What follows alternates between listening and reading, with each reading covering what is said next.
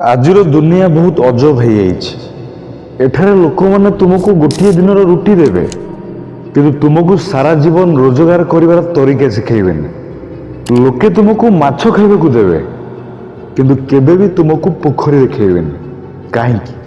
କାହିଁକି ନା ଯଦି ତୁମେ ପୋଖରୀ ଦେଖିଦେବ, ତେବେ ତୁମେ ନିଜେ ମାଛ ଧରିବା ଷ୍ଟାର୍ଟ କରିଦେବ, ଆଉ ତୁମକୁ କାହାର ଆବଶ୍ୟକତା ପଡ଼ିବନି। ଆଜିକାଲି ଲୋକେ ସାହାଯ୍ୟ ନୁହେଁ, ବରଂ ଦୟା କରିବାକୁ ପସନ୍ଦ କରନ୍ତି, କାରଣ ଦୟା ବଦଳରେ ମଣିଷକୁ ନୁଆଇଁ ହେଇପାରିବ, କିନ୍ତୁ ସାହାଯ୍ୟ ବଦଳରେ ମଣିଷ ନିଜ ଗୋଡ଼ରେ ଛିଡ଼ା ହେଇଯିବ। ଆଉ ଏ ଦୁନିଆ ସେଇମାନଙ୍କୁ ଭୟ କରେ ଯେଉଁମାନେ ନିଜ ଗୋଡ଼ରେ ଛିଡ଼ା ହୁଅନ୍ତି।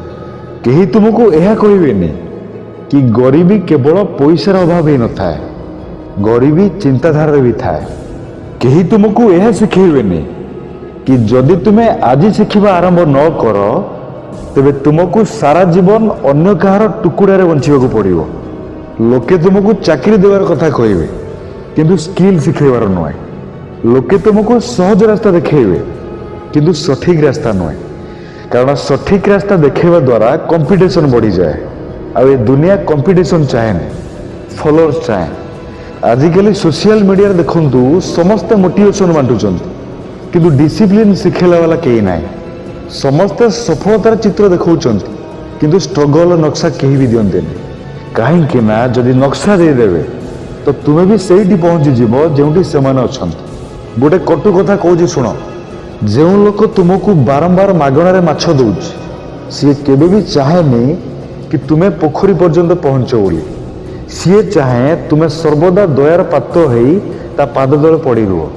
କିନ୍ତୁ ମନେ ରଖ, ଯେଉଁଦିନ ତୁମେ ସେଇ ପୋଖରୀ ଖୋଜିବା ଆରମ୍ଭ କରିବ, ସେଇଦିନ ଠାରୁ ଲୋକଙ୍କ ବ୍ୟବହାର ବଦଳିଯିବ।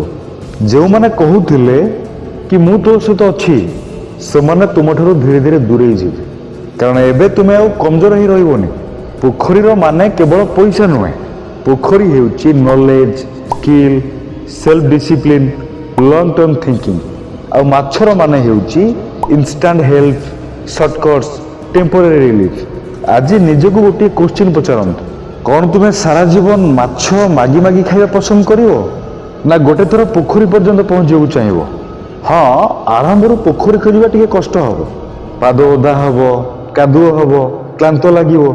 କିନ୍ତୁ ଯେବେ ପ୍ରଥମ ଥର ତୁମେ ପୋଖରୀ ପାଖରେ ପହଞ୍ଚି ନିଜ ପ୍ରଚେଷ୍ଟାରେ ମାଛ ଧରି ଖାଇବ ନା, ତ ତାର ସ୍ୱାଦ ସାରା ଜୀବନ ମନେ ରହିବ। ଏଇ ଦୁନିଆ ତୁମକୁ ପୋଖରୀ ଦେଖେଇବନି, କାରଣ ଦୁନିଆକୁ ମଜବୁତ ମଣିଷ ଦରକାର ନାହିଁ। କିନ୍ତୁ ଯଦି ତୁମେ ମନରେ ପଣ କରିଦିଅ, ତ କେହି ତୁମକୁ ରୋକିପାରିବେନି। ଆଜି ହିଁ ନିଷ୍ପତ୍ତି ନିଅ କି ଏବେ ଦୟା ନୁହେଁ, ଏବେ ଶିକ୍ଷା ଦରକାର। ଏବେ ସିମ୍ପାଥି ନୁହେଁ, ଏବେ ଷ୍ଟ୍ରାଟେଜି ଦରକାର। ଏବେ ମାଛ ନୁହେଁ, ଏବେ ପୋଖରୀ ଦରକାର। କାରଣ ଯେଉଁ ମଣିଷ ପୋଖରୀ ଖୋଜି ନିଏ, ସିଏ କେବେ ବି ଭୋକରେ ମରେନି।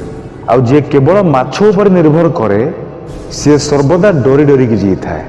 ତ ସାଙ୍ଗମାନେ, ଯଦି ଆଜିର ଏହି ଭିଡ଼ିଓଟି ଆପଣମାନଙ୍କ ମନକୁ ଛୁଇଁଥାଏ, ତ ଭିଡ଼ିଓକୁ ଲାଇକ୍ କରନ୍ତୁ, କମେଣ୍ଟ କରନ୍ତୁ, ସେୟାର କରନ୍ତୁ, ଆଉ ଆମ ଫ୍ୟାମିଲି ସହିତ ଯୋଡ଼ି ରହିବା ପାଇଁ ଆମର এই ଚ୍ୟାନେଲକୁ ସବସ୍କ୍ରାଇବ୍ କରିକି ହିଁ ଯାଆନ୍ତୁ।